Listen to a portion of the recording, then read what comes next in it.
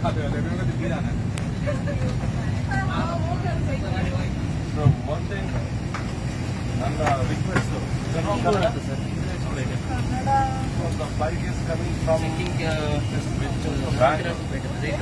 More people are sitting Kannadigas are here, but your whatever you are giving the instruction, only Hindi and English. Only Hindi people can pay the money or we. Because they have to understand. You have to give, you can give in English whatever it is. But first, there is no serial Kannada. Yes, also. No, Okay, na sir? people are overall coming from other place. Kannadigas coming to Bangalore. ನಮಗೆ ಕನ್ನಡ ಬರುತ್ತೆ. ನಾವು ಅಲ್ಲಿಂದ ಇಲ್ಲಿ ಬರೋದು. ನಿಮ್ಮ instruction whatever it is you are doing. Important to us. Yeah, you can give your feedback, so. That's why I already given the feedback. They are Kannadigas. Flight You us. can talk to them. ಯಾರು sir ಒಂದು ನಿಮಿಷ They are ಬನ್ನಿ Kannadigas. ನೀವು ಕನ್ನಡ ಬರುತ್ತಾ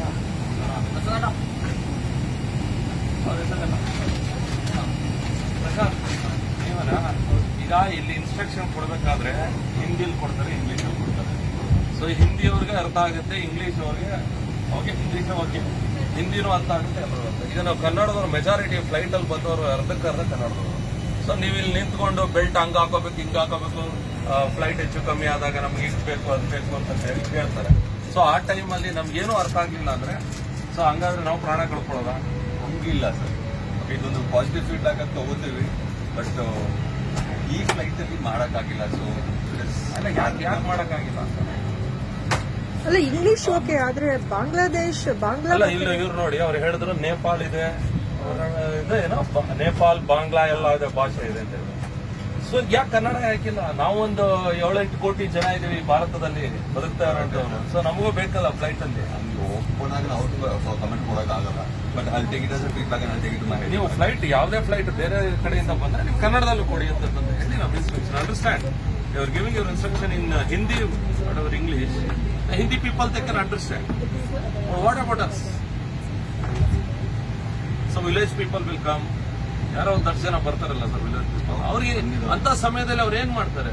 ಸುಮ್ಮನೆ ಕೂತ್ಕೊಂಡಾಗ ಅವ್ರ ಜೀವಕ್ಕಿಂತ ಹೆಚ್ಚ ಇಲ್ಲ, ಯಾಕಂದ್ರೆ ಅವ್ರು ಅಷ್ಟೇ ದುಡ್ಡು ಕೊಡಲ್ಲ ಸರ್, ನಾವೆಲ್ಲ ದುಡ್ಡು ಕೊಡ್ತೀವಿ. ದಯವಿಟ್ಟು ಲಾಸ್ಟ್ ಟೈಮ್ ನಾನು ಕೊಟ್ಟಿದ್ದೀನಿ ಸರ್. ಹೌದಾ? ಲಾಸ್ಟ್ ಟೈಮ್ ಫ್ಲೈಟ್ ಅಲ್ಲಿ ನಾನು ಇಂಡಿಗೋಗೆ ಕೊಟ್ಟಿದ್ದೀನಿ ನಾನು. ಸೊ ಇವರು ಇಂಪ್ಲಿಮೆಂಟ್ ಮಾಡಿಲ್ಲ. ನಾನು ಬ್ಯಾಂಗ್ಳೂರ್ ಏರ್ಪೋರ್ಟ್ ಅವ್ರಿಗೆ ಹೇಳ್ತಾ ಇದ್ದೀನಿ, ಜೊತೆಗೆ ಯಾರು ಇಂಡಿಗೋ ಫ್ಲೈಟ್ ಯಾವ ಫ್ಲೈಟ್ ಆಗ್ಲೋ ರೀ, ಬೆಂಗಳೂರು ಒಳಗಡೆ ಬರ್ತಕ್ಕಂಥ ಯಾವುದೇ ಫ್ಲೈಟ್ ಆಗಿರ್ಬೋದು, ಬೆಂಗಳೂರಿಂದ ಹೋಗುವಂತ ಯಾವುದೇ ಫ್ಲೈಟ್ ಆಗಿರ್ಬೋದು, ಮಸ್ಟ್ ಅಂಡ್ ಶುಡ್ ಕನ್ನಡದಲ್ಲೂ ಇರಲಿ. ನೀವು ಬೇರೆ ಭಾಷೆ ಮಾಡಬೇಡಿ ಅಂತ ಹೇಳ್ತಾ ಇಲ್ಲ, ಬಟ್ ಕನ್ನಡದಲ್ಲೂ ನೀವು ಆಪ್ಷನ್ ನೀವು ಇಡಬೇಕು. ಯಾಕಂದ್ರೆ ಇದು ಬ್ಯಾಂಗ್ಳೂರ್ ಅಂದ್ರೆ ಕರ್ನಾಟಕ ಕನ್ನಡ ಅಲ್ವಾ.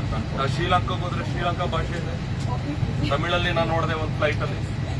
ಸೊ ಈಗ ನಾವಿಲ್ಲಿ ಕರ್ನಾಟಕದಲ್ಲಿ ಕನ್ನಡ, ನೀವು ಹಿಂದಿ ಅಂತಂದ್ರೆ ಹಿಂದಿ ಓಕೆ, ನಮ್ಮ ಕನ್ನಡದಲ್ಲಿ ಕೊಡಿ ನೀವು ಅಂತಂದ್ರೆ ನಮ್ಮ ಇದು ಫ್ಲೈಟ್ ಒಳಗಡೆಯಿಂದ ನಾವು ಕನ್ನಡ, ಯಾಕಂದ್ರೆ ನಾವು ದುಡ್ಡು ಕೊಡ್ತೀವಿ.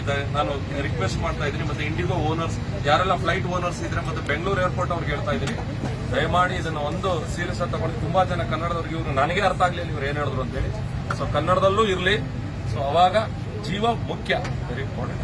ಕನ್ನಡದಲ್ಲಿ ಇರಲಿ. ಜೈ ಕರ್ನಾಟಕ ಮಾತೆ, ನಮಸ್ಕಾರ. Sure. So, like, we're really gonna give this feedback. So, what's your seat number, sir? So that we can. Seat number ಕೊಡಮ್ಮ. 28 what?